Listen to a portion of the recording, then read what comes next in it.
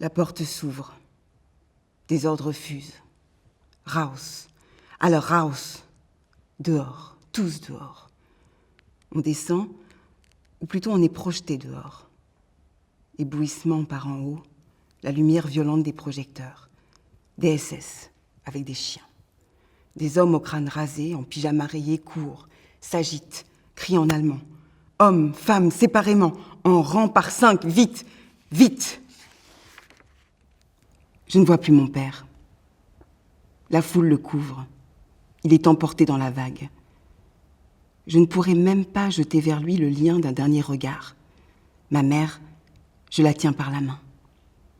Un homme enrayé, regard bleu vif, à l'accent allemand pur. Il s'agissait rétrospectivement d'un prisonnier allemand politique, me jette à voix basse comme en catimini. Mutter und Tochter? Wenn sie zusammen bleiben wollen, dann soll ihre Mutter sagen, dass sie nicht älter als 45 Jahre ist. Voraus, schnell! Mère et fille, si vous voulez rester ensemble, que votre mère dise qu'elle n'a pas plus de 45 ans. Ne me regardez pas. Avancez vite, vite. Notre wagon se trouvait en queue du convoi. Nous avançons par rang de 5. À droite, les wagons à bestiaux, gueules béantes, ayant vomi leur cargaison de masse humaine.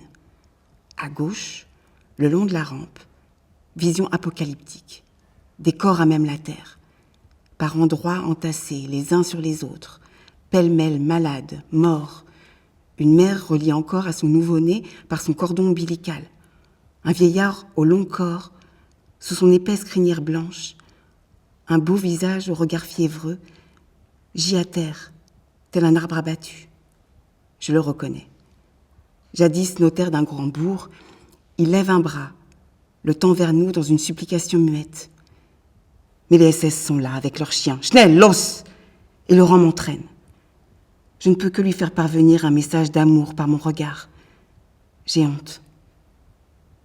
Tout au bout de la rampe, là où la masse humaine se divise en deux, un officier SS entouré d'autres SS est le point de clivage. Il nous surplombe dans sa splendeur d'homme jeune, au visage bien rasé, soigné, sanglé dans son uniforme impeccable, aux bottes reluisantes.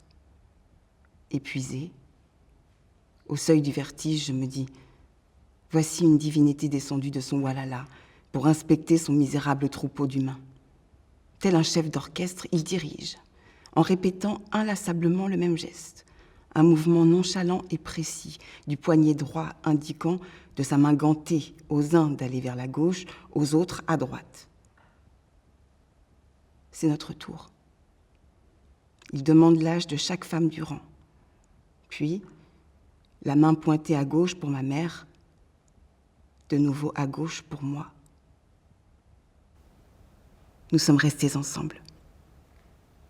Nos mains se touchent. Plus tard, j'apprends que cet officier SS est le docteur Mengele, médecin-chef du camp d'Auschwitz. Que le geste élégant et contenu de sa main gantée à gauche ou à droite signifie vie ou mort. À gauche le camp, à droite l'extermination.